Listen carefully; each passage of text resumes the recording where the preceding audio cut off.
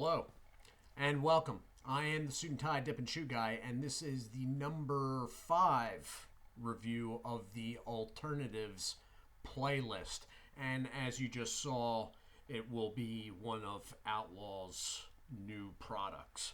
So before we get started here, this is what I'm expecting to happen. Don't know if it will happen because this is the only can of this stuff I bought, and it is unopened. So whatever happens will happen, and you will see it first when it does. What I expect to find here is something that, when put up against some of the other alternative products, rates fairly well.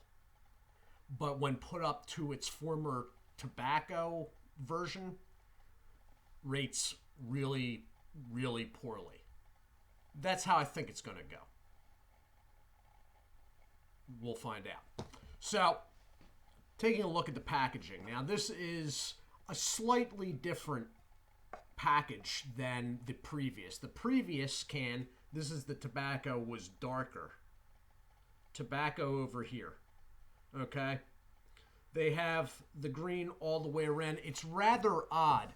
The old one, the tobacco one, had a square raised rim, sort of like a Copenhagen or Skull can, which they did the best to make look thin by putting fine lines around.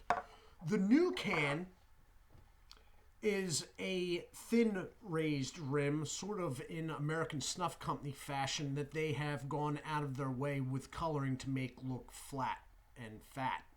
So, make up your mind, I guess. It's a good looking can, though. I don't quite like the lighter green colors in it.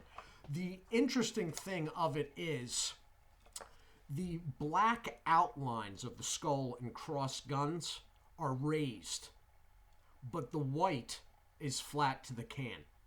So the skull and crossed guns is actually textured itself, whereas on the old one, like if you put your finger in the middle of the skull there, that was completely flat. Here, it feels like Braille. So that's sort of cool, but now immediately in my mind, why are they going to such lengths for the can lid?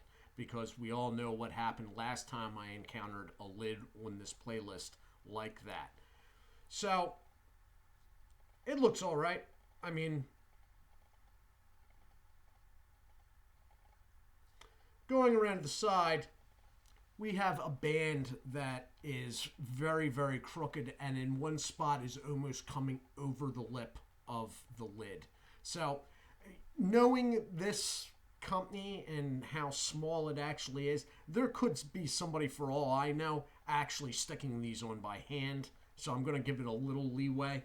But it's basically the same branding, except Lucky Lipper is now in white instead of green. The warning label is just addressing nicotine. The Outlaw's basically the same. Lucky Lipper, it's a net weight 1.2 ounce can, standard weight dip can. And then you have manufacturer's information and barcode. So the manufacturer of this is exactly the same as on the old cans. It is Ace Moist Snuff Incorporated. Whereas the last time with the tobacco, it was in Farmingdale, New York. This time it is in Deer Park, New York, which I believe is literally a few minutes down the road on Long Island from Farmingdale. This one has tax class C because it was chewing tobacco, fine cut chewing tobacco. The new one just says that it is 100% tobacco free. So I guess I'll open this up now. Okay. Band cut's fairly easy. It's not papery, but it's not real rubbery either. I will be linking my original review, which was from about a year ago, of the tobacco version of Lucky Lipper.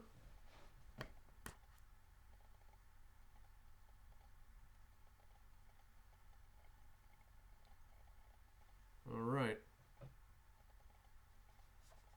Well, it smells like Lucky Lipper, but the smell's stronger. That Mountain Dew lemon lime soda smell is stronger than I remembered in the tobacco product. And very obviously it's not natural by anybody's standards, but it sort of smells almost overdone, like they're trying to make this smell like the old product, but they've gone a little bit too far. The product itself looks very moist and is glistening, actually. It is basically dead black. That's what you're looking at. And that is what it looks like in person. Now, if you want to see the cut again,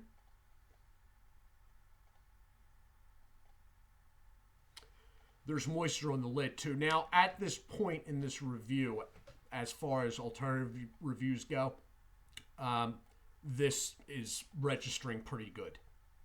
Compared to this point, can open, taking a smell, compared to other alternative reviews, this is not bad at all. So I will take some of this out. Now this is, I am guessing, because this just came back into stock over there, and now this is the only product in stock over there. I am guessing that this is the updated version that he was referring to in his video from the 23rd of this past December. All right, they retweaked it because of complaints, basically. So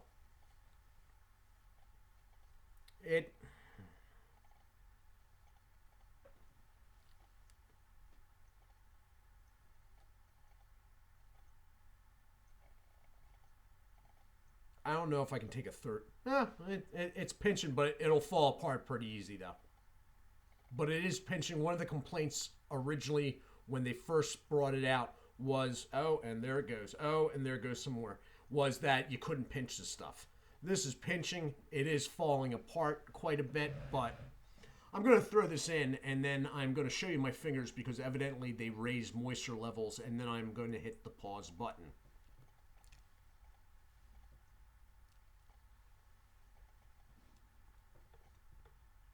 Wow, they really went to town with the flavor. They went way overboard on the flavor. It is moist.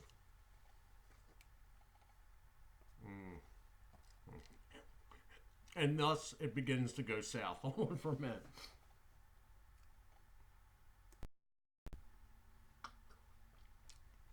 Okay, I am back.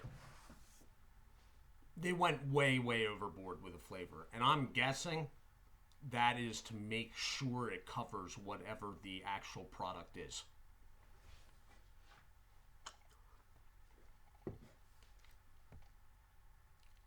It tastes very unnatural. Like overblown, somebody had their hand tipped a few seconds too long. Does it taste bad? No, it doesn't taste bad, but remembering, it tastes sharp. The Mountain Dew aspect tastes sharp. Like it's something unnatural that has been put on top of something else sort of unnatural. Okay? It doesn't have the tobacco mellowness of it. Probably because whatever they're using doesn't absorb the liquid flavor like tobacco did. The product itself, as I almost spit on my tie,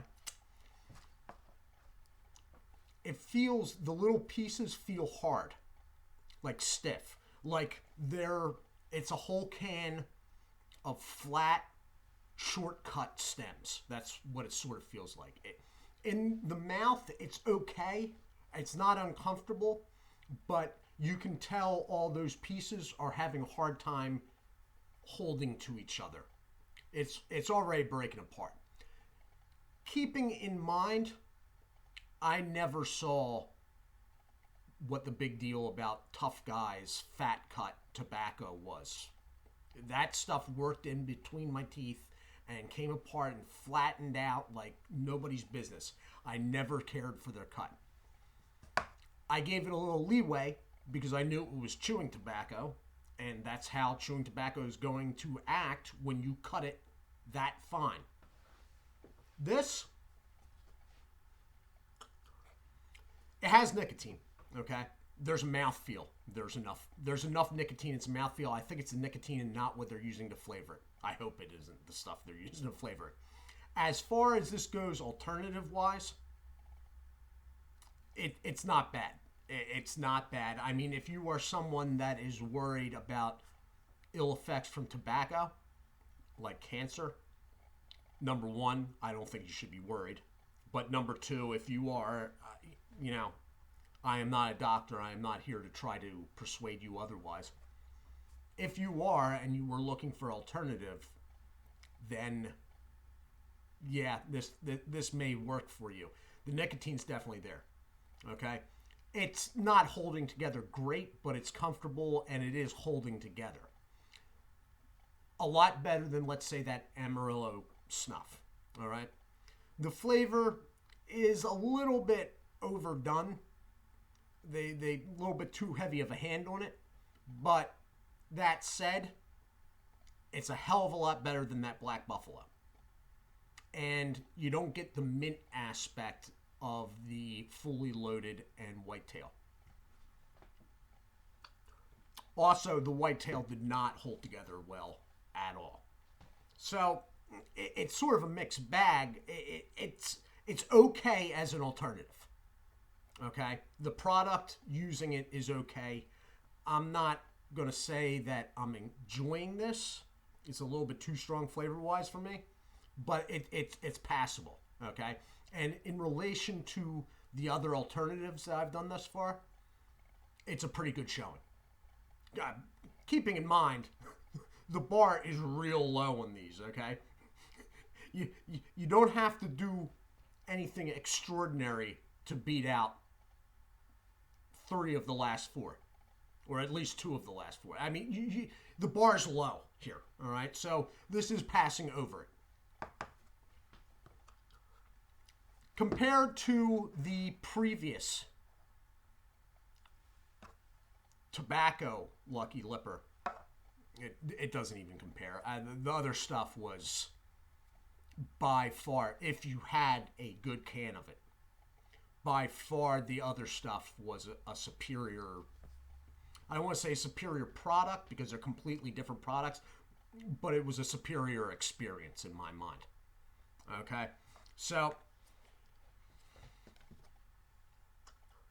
there's problems with the company here, though, and I don't want to make this video too much into that, but the tobacco that they're not using anymore, because of safety, if you're worried about your safety, use the new product. The new product has no tobacco in it. Isn't this the guy, that's in their mission statement, isn't this the guy that had the doctor on saying it was safe? See, this is the problem with Outlaw. He changes what he says depending on what people want to hear or what he thinks people want to hear. Never do that. Do not tell people what they want to hear. The problem is, well, especially for Outlaw because he doesn't seem to keep track.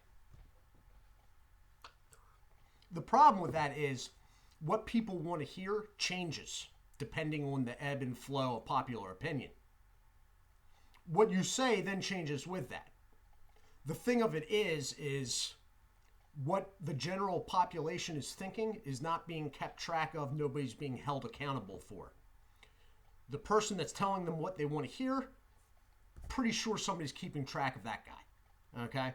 So, you got the making tobacco dip, or chewing tobacco, whatever you want to call it. Outlaw has a doctor one that says, oh, it's fine, it's not safe. It's greatly exaggerated. greatly exaggerated because the cancer risk numbers are actually way, way low. Okay, fine enough. I actually agree with that standpoint. But this is breaking up.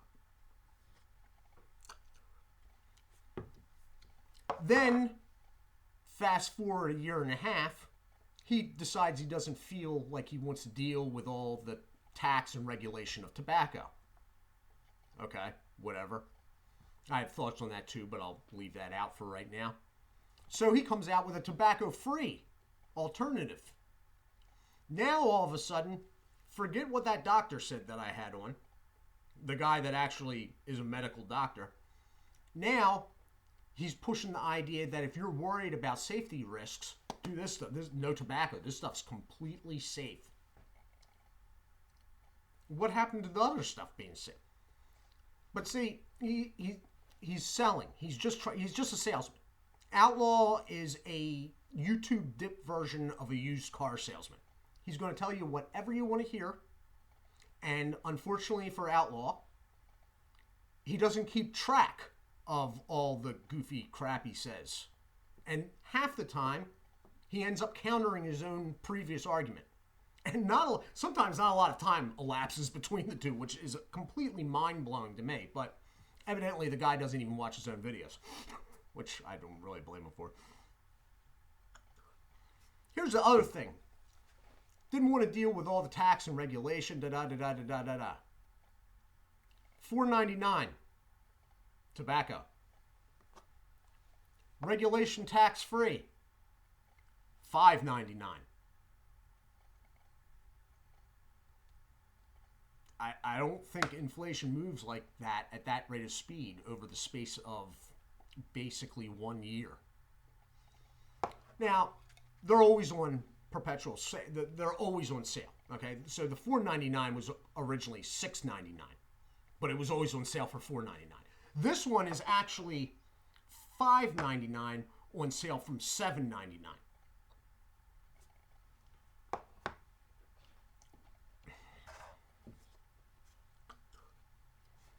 Go over to his website and click on the mission statement and just start thinking over what he said in the past, reading through the mission statement.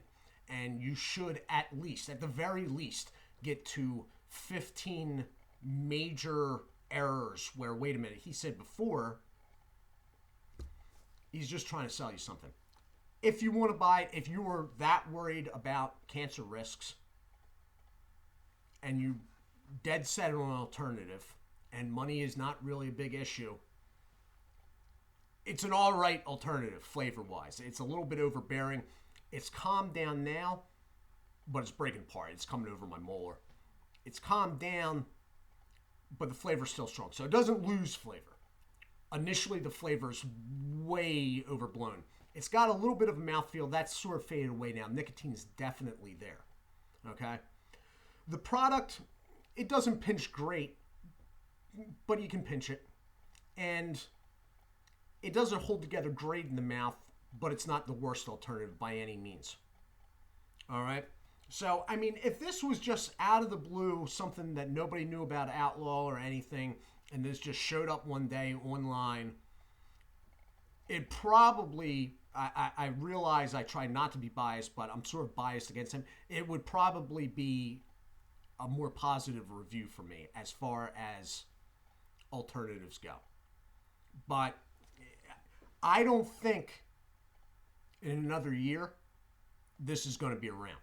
Just like I said last year, I think I said 2 years at the time, that this wasn't going to be around. It isn't. So I called that one. I just don't see him making it. Otherwise, I don't even know what color this is spitting. It spits brown. It's just the flavor is unnatural-ish because of its strength. Nicotine's there, as I said. The cut's not great, but it's not the worst. It's a little weird to the touch, but it's not slippery like some of the other ones. The product feels like hard bits, but it isn't uncomfortable in the mouth. So, you know, all in all, as an alternative, it's a pretty good showing. It is. I can't say otherwise. Does it compare to other dip? No. You know, and the whole deal where, oh, we're making a new, we're changing and redefining what dip is. No, you're not. No, you're not. You're not. I mean, I'd take a can of Grizzly over this, and I'm not even really a big Grizzly guy at all, actually. It's all right as an alternative, but it's not tobacco. And as far as risks go, yeah, you know, not having tobacco eliminates any and all cancer risk, but the way this stuff tastes, I don't know if it's going to be any better for your gum line or your teeth. You know, so there are actual risks with dipping tobacco, and a lot of them are just oral health, non-cancer oral issues, and there's nothing saying that this or any of the alternatives over long-term use are going to be any better. That's my take. Again, as far as an alternative goes, it's all right. But this one can is thanks to donations, number one. This one can cost just a hair under $10. Okay? It was $5.99 on sale from $7.99, and then it was $3.90 something shipping and handling. They did get it to me. And I went through an account for this that is not, you know, doesn't say Suit&Tie, Dip&ChewGuy. It gave them no idea that there would be a review involved. So they got it to me quick. It was here, and I ordered it on the Sunday night, and it was here the Wednesday morning. But now, as of right before this video, this is the only one that's in stock at the moment. So it's sort of like, how badly do you want to know type deal. Anyway, I am the Suit&Tie, Dip&ChewGuy. I do thank you for bearing through this very long video. I want to thank the people that have taken part thus far in the raffle. That's going fairly well. And besides that, I will be back on Sunday night with a chew review. I do hope you all are well. Do take care of yourselves, and God bless.